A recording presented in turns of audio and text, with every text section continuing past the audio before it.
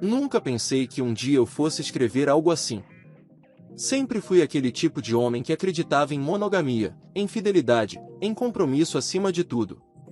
Mas a vida tem formas muito estranhas de nos colocar contra a parede. E quando eu digo estranhas, quero dizer provocantes, dolorosas e ao mesmo tempo, viciantes. O nome dela é Karen. Minha esposa há 7 anos. A mulher mais linda, sensual e imprevisível que já conheci. E talvez por isso mesmo eu tenha me tornado exatamente o tipo de homem que sempre jurei que nunca seria, o tipo que sabe que está sendo traído e não se importa. Sim. Você leu certo. Karen me trai. Com outros homens. Em motéis. Em festas. Às vezes até em nossa própria casa. E, por mais absurdo que pareça, eu aceitei. Não só aceitei, como permaneci ao lado dela. Não por fraqueza, não por falta de amor próprio, mas por algo que talvez nem eu mesmo saiba explicar por completo. Essa é a minha confissão. Uma história que mistura luxúria, dor, entrega e uma verdade que pode chocar muita gente. Mas que, para mim, é simplesmente a minha realidade. Antes de me julgar, leia até o final. E então me diga, Reddit, o que você faria no meu lugar? Confissão 1. Minha esposa me trai e eu nem ligo. A verdade que ninguém entende. Eu conheci a Karen numa festa daquelas de fim de semana entre amigos. Ela chegou com um vestido vinho colado ao corpo, os cabelos soltos e aquele olhar de quem sabia exatamente o efeito que causava. Era impossível não notar. Enquanto todos conversavam, dançavam ou bebiam, ela cruzou a sala com uma taça de vinho na mão, parou na minha frente e disse: "Você é o único aqui que parece deslocado. Isso é sexy." A partir dali, tudo foi rápido. Em menos de 2 meses, estávamos morando juntos. E em 1 ano, casados. Karen sempre foi livre, intensa, impulsiva. Aquela mulher que não tem medo de se impor, que vive pelo prazer e pelo agora. No começo, isso era excitante. Ela me fazia sentir vivo, desejado, dominado por uma paixão que consumia. Nossas noites eram insanas. O sexo era explosivo. E a forma como ela me olhava, com fome, com entrega, me dava a sensação de que nada mais no mundo importava além de nós dois. Mas, com o tempo, essa intensidade foi mudando de tom. Comecei a perceber ausências estranhas. Mensagens no celular apagadas. Banhos longos depois de supostos encontros com amigas. O perfume de outro homem impregnado nas roupas dela, disfarçado sob o aroma de um hidratante floral barato. E então, um dia, eu perguntei: "Você tá me traindo?" Ela não hesitou. Olhou nos meus olhos e disse, com a frieza mais honesta que já vi: "Sim. E não vou parar." O silêncio que veio depois foi ensurdecedor. Não briguei. Não chorei. Apenas senti um misto de choque, raiva e, por mais estranho que pareça, uma curiosidade insana por dentro. Eu quis saber quem. Como. Quando. Onde. E por quê. Foi aí que ela me contou tudo. Que havia 3 caras. Um era o personal trainer dela, com quem ela se relacionava no vestiário da academia. Outro, um colega de trabalho casado, que dizia amar o perigo. E o terceiro, era apenas um entregador de aplicativos que ela conheceu numa noite qualquer e levou para a cama só para quebrar a rotina. "Eles me fazem sentir viva de um jeito que você não faz mais", ela disse, sem pestanejar. "Mas eu ainda gosto de você. Só, não o suficiente para fingir fidelidade." Naquela noite, dormimos em quartos separados. E eu não consegui fechar os olhos.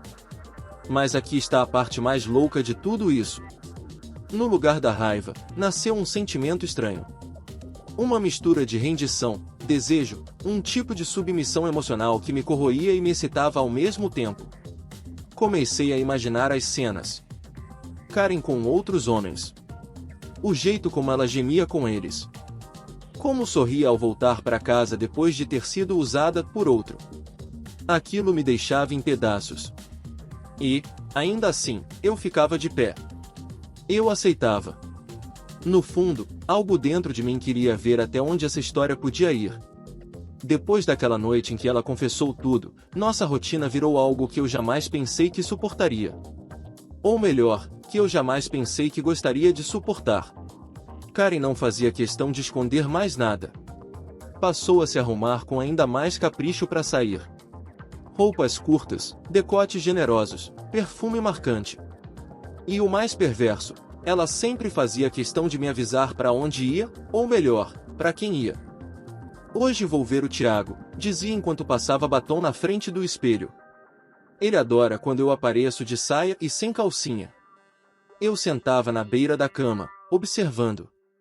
O estômago revirando, o peito apertado, e, ao mesmo tempo, meu corpo reagia de um jeito estranho. Era como se o ciúme virasse desejo. Como se a dor da traição me alimentasse. Eu sabia que era doentio, mas era real. E eu não conseguia mais escapar. Certa noite, ela chegou em casa com o cabelo bagunçado, o vestido amassado e marcas roxas no pescoço. Me olhou com um sorriso preguiçoso e se jogou no sofá. Hoje ele me virou do avesso, ela disse, como quem comenta o tempo. E no final, ainda disse que eu sou a melhor que ele já teve. Engoli em seco. Tudo que consegui responder foi: você se divertiu? Ela riu. Muito. Então se levantou, veio até mim e sentou no meu colo. Ainda cheirando a outro homem. Ainda pulsando da noite que tinha vivido. E ali, sem culpa alguma, me beijou. E eu retribuí. Naquela noite fizemos amor. Ou melhor, nos relacionamos intimamente. Com raiva. Com desejo. Com a presença invisível dos outros homens pairando entre nós. Ela me dizia no ouvido: você gosta de imaginar, né? Gosta de pensar que outro homem esteve aqui antes de você, dentro de mim.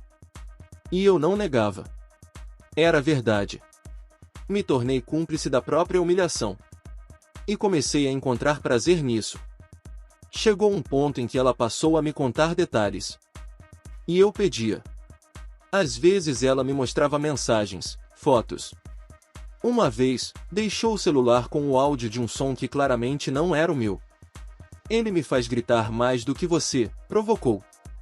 E mesmo assim, eu não a deixava.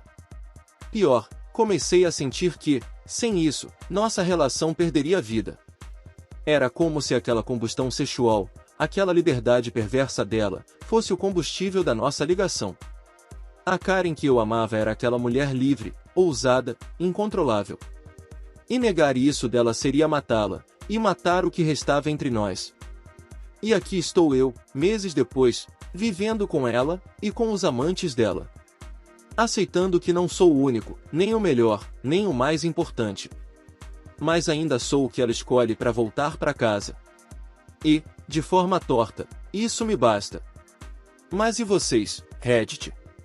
Sou fraco por aceitar isso? Sou doente por sentir desejo ao invés de aversão? Ou será que tem algo mais profundo nessa dinâmica que poucos entenderiam? Quero muito saber o que vocês pensam. Um dos momentos mais marcantes para mim aconteceu numa sexta-feira à noite. Karen chegou mais tarde que o normal. Eu já estava deitado, fingindo assistir algo na TV, mas cada segundo era uma eternidade. Quando a porta se abriu, ouvi o som dos saltos batendo no piso frio. Ela entrou no quarto sorrindo, os lábios vermelhos um pouco borrados, a blusa mal abotoada. Tinha cheiro de outro homem, e nem tentou esconder. Ela largou a bolsa, tirou os saltos e veio direto até mim, sentando-se aos meus pés na cama. Hoje foi intenso, disse. Você quer saber como foi? Eu não respondi. Apenas assenti com a cabeça, sentindo a garganta seca. Karen se deitou ao meu lado e começou a narrar cada detalhe. Como o conheceu, como ele a pegou de jeito no carro, como ela se sentiu desejada, suada, usada. Falava como quem conta uma lembrança doce da infância, com um sorriso que misturava provocação e sinceridade. A cada palavra dela, minha mente explodia de imagens. Sentia ciúme, dor, repulsa, mas acima de tudo, uma excitação absurda. Era como se ela me prendesse num cativeiro de prazer masoquista. E eu não queria fugir. Teve uma noite em que ela me fez ir buscá-la na casa de um dos caras. Sim, exatamente isso. Me ligou e disse: vem me pegar. Mas antes de você chegar, espera 5 minutos. Quero que me veja saindo da casa dele. Quero ver sua cara. E eu fui. Fiquei parado no carro, vendo ela sair da casa ajeitando o vestido, com o cabelo bagunçado e aquela expressão satisfeita. Quando entrou no carro, deu um beijo no meu rosto e disse: ele me bateu na cama. Me chamou de mulher da rua. E eu implorei por mais. Eu só consegui apertar o volante. Não sei se de raiva ou de desejo. Provavelmente dos dois. Sabe o mais louco? Mesmo com tudo isso, ela continuava sendo carinhosa comigo. Acordava comigo no sábado, fazia café, assistia séries abraçada. Às vezes, até me dizia: você é meu lar. Os outros são só tempestades. E talvez por isso eu ainda estivesse ali. Porque, apesar de tudo, ela voltava. Sempre voltava. E isso, por mais insano que pareça, me fazia sentir especial. Eu comecei a me questionar: será que todo mundo ama do mesmo jeito? Será que fidelidade é realmente prova de amor? Ou o amor verdadeiro é aquele que sobrevive até mesmo quando o orgulho é esmagado? Karen me transformou. Me desconstruiu. Fez ruir tudo o que eu achava que sabia sobre relacionamentos. E talvez, só talvez, eu tenha começado a gostar dessa nova versão de mim mesmo. Um homem que ama uma mulher livre demais para ser possuída, mas que ainda assim, escolhe dormir com ele. E aí, Reddit? Sou louco? Ou só mais um cara tentando entender o amor no meio do caos? Preciso ler o que vocês têm a dizer. Houve uma madrugada em especial que me marcou de um jeito estranho. Eu acordei com Karen soluçando no banheiro. A porta estava entreaberta e a luz acesa. Quando fui até lá, encontrei ela sentada no chão frio, de camiseta e com os olhos borrados de maquiagem. O que foi? Perguntei, ajoelhando ao lado dela. Ela apenas me olhou e disse, com a voz rouca: eu me perdi, amor. Tô me perdendo em mim mesma. Aquilo me atingiu como um soco no estômago. Porque, até então, eu só via a Karen segura, sedutora, intensa. Mas ali, no chão do banheiro, ela parecia uma garotinha confusa pedindo ajuda sem saber como. Então se perca em mim, respondi. E ela se jogou nos meus braços, como quem queria esquecer o mundo por uns minutos. Fizemos amor no chão do banheiro naquela noite. Foi diferente. Não tinha pressa, não tinha domínio. Só a gente se agarrando como se o tempo fosse acabar ali mesmo. Pela primeira vez em semanas, ela chorou durante o ato. Não de dor, mas de um cansaço profundo que ela carregava e nunca mostrava. No dia seguinte, ela foi embora cedo. Disse que ia ver um amigo. E mesmo depois daquela noite íntima e cheia de entrega, eu não a impedi. Só fechei a porta atrás dela, peguei uma xícara de café e fiquei olhando o vento balançar as cortinas. Ali eu entendi que amar a Karen não era sobre tê-la só pra mim. Era sobre aguentar o furacão que ela era, e ainda assim manter a casa de pé. Tinha noites em que ela saía com 2 caras diferentes. E depois voltava querendo colo, dizendo: eles me usaram como eu pedi, mas só você sabe me abraçar sem me quebrar. Eu escutava isso como quem escuta uma bênção torta.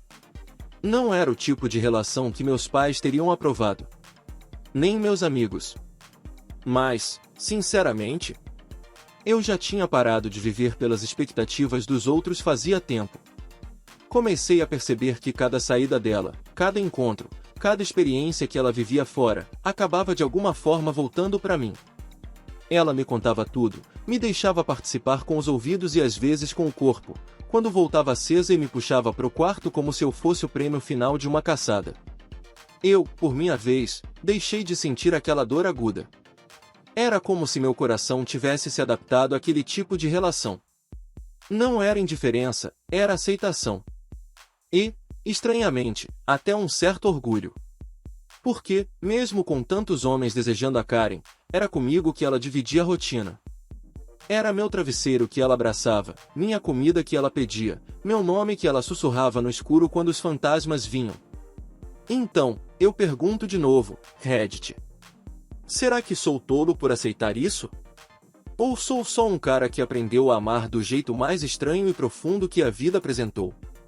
Com o tempo, deixei de contar quantos homens já tinham passado pela vida de Karen. Cada um era um capítulo que eu lia com atenção, alguns com ciúmes, outros com desejo, muitos com estranheza.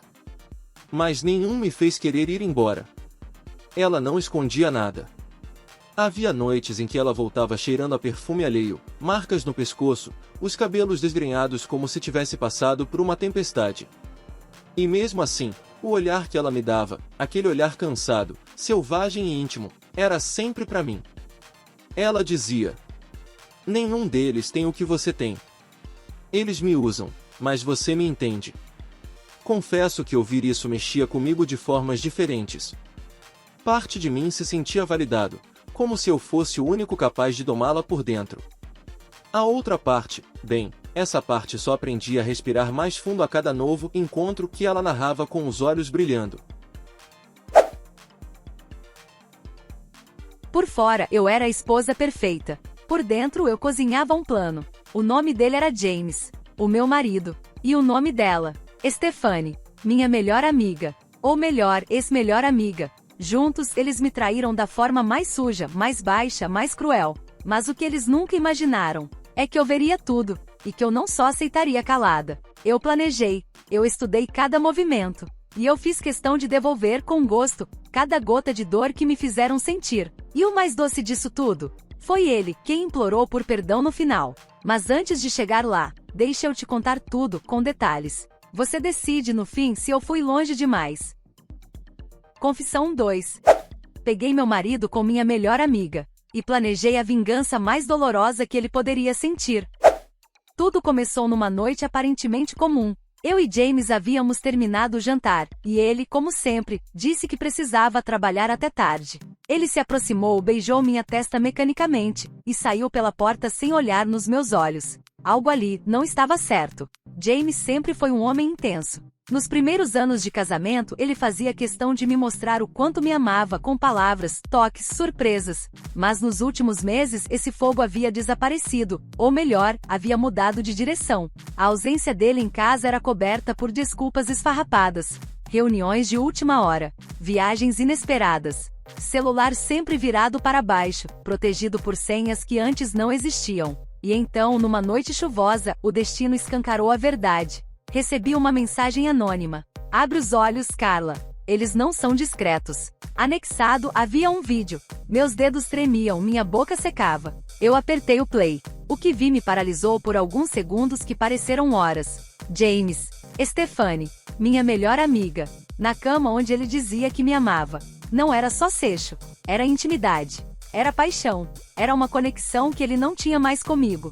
Foi como ser apunhalada pelas costas, pelas duas pessoas em quem mais confiei. Mas em vez de explodir, eu congelei. E nesse frio emocional, algo começou a crescer dentro de mim. Não era tristeza, nem revolta.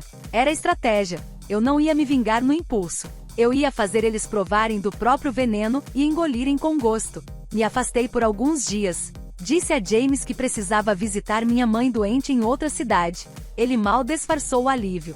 Achei graça por dentro. Enquanto isso, comecei a preparar tudo. E o mais importante, comecei a observar cada movimento, cada encontro escondido, cada desculpa mal contada. Eu sabia exatamente onde eles se viam. Sabia o motel preferido. Sabia até o dia e a hora do próximo encontro. Mas não, eu não ia aparecer lá para fazer escândalo. Eu tinha algo muito melhor em mente. Enquanto James e Stephanie continuavam seu jogo de esconde-esconde, eu estava quieta, observando. Aprendi a ler nas entrelinhas, a perceber as pequenas pistas que eles deixavam sem querer. Mensagens apagadas, chamadas perdidas, mudanças repentinas de planos. Mas a maior arma que eu tinha era o silêncio, o meu silêncio. James começou a se sentir mais confiante. Achava que eu estava longe, distraída, vulnerável. Mal sabia ele que eu estava armando cada passo da minha vingança com calma e frieza. Numa dessas noites, quando o telefone dele tocou e ele saiu apressado para o encontro, resolvi agir. Usei minhas conexões discretas para descobrir o endereço do motel onde Stephanie e James costumavam se encontrar. Não para confrontá-los, mas para preparar o terreno para o meu movimento final. Enquanto eles se entregavam aos seus encontros, eu montava um plano para desestabilizá-los, não só emocionalmente, mas onde eles menos esperavam. No círculo social deles, na reputação, no orgulho. E para isso precisava de aliados. Contei com um velho amigo, alguém que sempre esteve no meu lado, e que sabia o quanto aquela traição me devastava. Ele topou ajudar, e juntos começamos a armar a rede para a maior vingança que James e Stephanie jamais imaginariam. Mas não pense que tudo foi só estratégia fria. A cada dia, o desejo de vingança se misturava com o desejo por justiça, e até uma estranha sensação de poder. Eu me sentia viva de novo, mesmo na dor.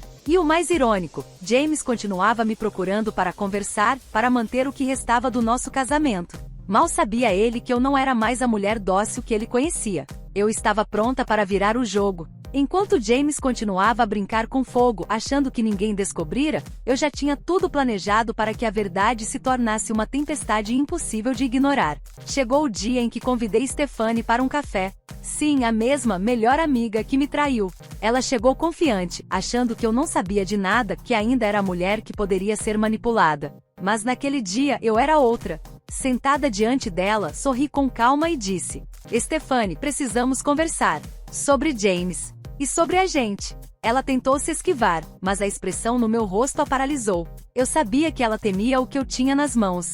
Enquanto falávamos com uma voz mansa e firme, contei a ela que sabia de cada encontro, de cada toque, de cada segredo sussurrado. E não era só isso. Mostrei fotos, mensagens e detalhes que eu mesma tinha colecionado. Ela tentou negar, mas a verdade era um veneno que não podia ser engolido. A partir dali, nossa conversa mudou. Não era mais sobre amizade ou traição. Era sobre o jogo que eu tinha começado a jogar. E no fundo, eu queria que ela sentisse o mesmo medo que eu sentia quando assistia ao vídeo pela primeira vez. Enquanto isso, James, do outro lado da cidade, nem desconfiava que seu casamento estava à beira do colapso total, e que ele seria o próximo a cair. Meu plano era perfeito. E eu estava pronta para ver até onde ele iria para tentar salvar o que havia destruído. Com Stephanie abalada e consciente de que eu tinha o controle da situação, era hora de agir diretamente sobre James. Aquele homem que por tanto tempo acreditou que poderia brincar com meu amor e minha confiança. Enviei uma mensagem para ele simples e direta. James, precisamos conversar.